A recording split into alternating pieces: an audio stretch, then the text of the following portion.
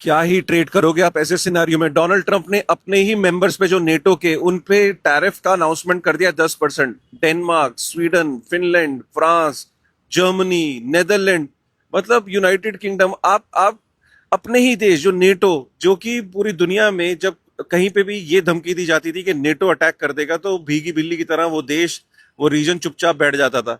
आज उन्हीं के खिलाफ वो 10% टैरिफ लगा रहा है जस्ट बिकॉज कि वो कह रहे हैं कि अगर ग्रीनलैंड नहीं मिला तो ये तो शुरुआत है, मैं आगे 25% तक का और टैरिफ लगा दूंगा। आप सोचोगे डोनाल्ड ट्रंप की एक प्ले बुक है। वो क्या करता है कि फ्राइडे से पहले माहौल बनाना शुरू करता है, फ्राइडे के आसपास या सैटरडे में वो अनाउंसमेंट करता है ताकि इमीडिएट इंपैक्ट मार्केट में ना आए। फ्राइडे, सैटरडे, संडे में वो प्रेशर बनाता है, और इस बार तो उसको मंडे में मिल गया क्योंकि मंडे वहां स्टॉक मार्केट्स ऑपरेट नहीं कर रही है, छुट्टी है।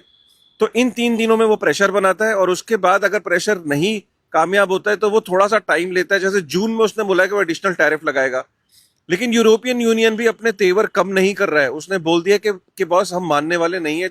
चाहे आप फ्रांस को ले लो, जर्मनी को ले लो, स्वीडन को ले लो, डेनमार्क को ले लो, बड़ी कड़ी प्रतिक्रिया आ रही है। इसका मतलब ये है कि कहीं ना कहीं वो तैयार है ड्रिल के लिए, कहीं ना कहीं वो फेस ऑफ करने के लिए तैयार है। अगर ये चीज होती है तो ऑब्वियसली इसका इम्पैक्ट मार्केट्स पे आएगा। मार्केट्स अगेन अनसर्टेन और वॉलेटाइल होने वाली है। मार्केट्स फिर से वही अनसर्टेनिटी के जोन में जाने वाली है।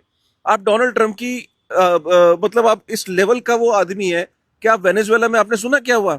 वेनेजुएला में 170 बिलियन यूएस डॉलर की उधारी देनी है रशिया और चाइना को। वेनेजुएला ने, उसने क्या करा कि वेनेजुएला का जो भी तेल बिक रहा है उसका पैसा वेनेजुएला के अकाउंट्स में नहीं आ रहा, कतर के अंदर अकाउंट खुलवाया है, वहां पैसा जमा कर रहा है, और वो कह रहा है कि भैया मैं पैसे वैसा नहीं दूंगा रशिया और चाइना को, वेनेजुएला को तेल बेच के।